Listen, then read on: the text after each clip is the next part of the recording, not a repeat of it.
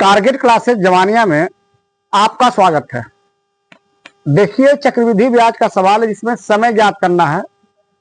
कितने समय में 10% वार्षिक चक्रवृद्धि ब्याज की दर से रुपए 2000 का मिश्र धन 2420 रुपया हो जाएगा।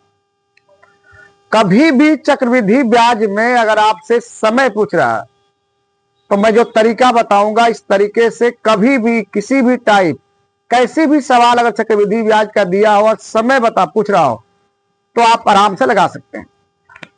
अगर चक्रवृद्धि ब्याज में समय पूछ रहा है तो ध्यान दीजिएगा, ज्यादा ऊपर लिखेंगे। पहली शर्त यह है कि ज्यादा ऊपर लिखेंगे, यानी मिश्रधन को ऊपर लिखेंगे। 2420 मिश्रधन ऊपर लिखेंगे, मूलधन नीचे लिखेंगे, यानी ज्यादा ऊपर कम नीचे। तो 2420 ज्यादा है और 2000 कम है तो इसे नीचे लिखेंगे, या मिश्रधन ऊपर लिखेंगे और मूलधन नीचे लिखेंगे। कभी भी आपसे समय पूछे तो इसकी पहली शर्त आप लगा लेना कि ऊपर मिश्रधन लिखेंगे और नीचे मूलधन लिखेंगे। इसके बाद यहां पर हमेशा 100 लिखेंगे। कोई भी किसी तरह भी सवाल दे दे, यहां हमेशा 100 लिखेंगे और जितनी दर दिया रहेगा 100 में जोड़ कर लिखेंगे। दर 10 है तो 10 जोड़ दीजिए, यानी 110 हो जाएगा। ध्यान दीजिएगा, इसको आपस में कटाएंगे, इसको आपस में कटाएंगे, इस तरह से बराबर में नहीं कटाएंगे। इन दोनों को आपस में कटाएंगे और इन दोनों को आपस में कटाएंगे। तो 0 से 0 कट गया, यानी इसका मान आ गया 11/10।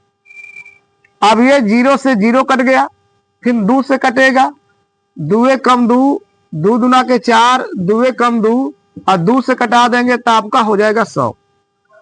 देखिए, आपका जो समय पूछ रहा है कि कितने समय में समय पूछ रहा है, तो 2 तरीका बता देता हूं समय ज्ञात करने के लिए। नीचे वाले का तुलना, नीचे जो दिया इसका तुलना नीचे वाले से कर लीजिए, ऊपर वाले का तुलना ऊपर वाले से कर लीजिए। तो पहला एक शर्त यह कि यहां क 0 बचा है तो 2 0 बचा है तो 2 वर्ष हो जाएगा। या 10 को क बार आपस में गुणा करेंगे, कितनी बार 10 को आपस में गुणा करेंगे 100 आ जाएगा, तो 2 बार गुणा करेंगे, इसलिए समय हो जाएगा 2 वर्ष। या यहां पर कितना 0 बचा हुआ तो 2 0 बचा है, इससे समय हो जाएगा 2 वर्ष। अगर ऊपर वाले से निकालना है तो 11 का कितनी बार आपस में गुणा करेंगे 121 आ जाएगा। 11 का 2 बार गुणा करेंगे, 2 यानी 2 वर्ष। यानी इस तरीके से आप कोई भी समय ज्ञात कर सकते हैं। एक अगली सवाल होगी, कितने समय में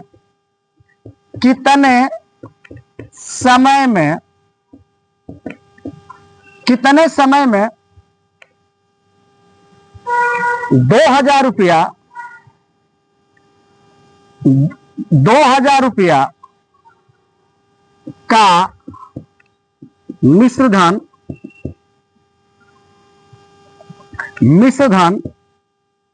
10% वार्षिक दर से, 10% वार्षिक चक्रवृद्धि ब्याज की दर से 2662 हो जाएगा।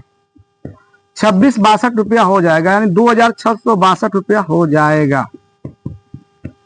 यहां भी अगर आपको निकालना हो तो ज्यादा ऊपर कम नीचे, तो 2662 ऊपर होगा, 2000 नीचे होगा, यानी मिश्रधन ऊपर लिखेंगे और जो मिश्रधन है उसको ऊपर रखेंगे और जो मूलधन रहेगा उसे नीचे रखेंगे। इसके बाद यहां हमेशा 100 रखेंगे, यहां पर हमेशा 100 रहेगा और ऊपर इस 100 में जितना दर रहेगा जोड़ कर लिखेंगे। तो दर है आपका 10, तो 10 जोड़ देंगे तो 110। इन दोनों को आपस में कटाएंगे, इन दोनों को आपस में कटाएंगे, 0 से 0 कट जाएगा, यह आएगा 11/10। अब 2 से कटाएंगे तो 2 कम 2, 2 तिहाई 6, 2 तिहाई 6, 2 कम 2, ऐसे 2 से कटाएंगे तो आएगा 1000। अब ध्यान दीजिए, यहां कितना 0 बचा हुआ, तो 3 0 बचा हुआ है। अगर 3 0 बचा हुआ तो आंसर हो जाएगा 3 वर्ष। एक पहला तरीका। दूसरा तरीका है कि नीचे वाले का तुलना नीचे वाले से कर दीजिए।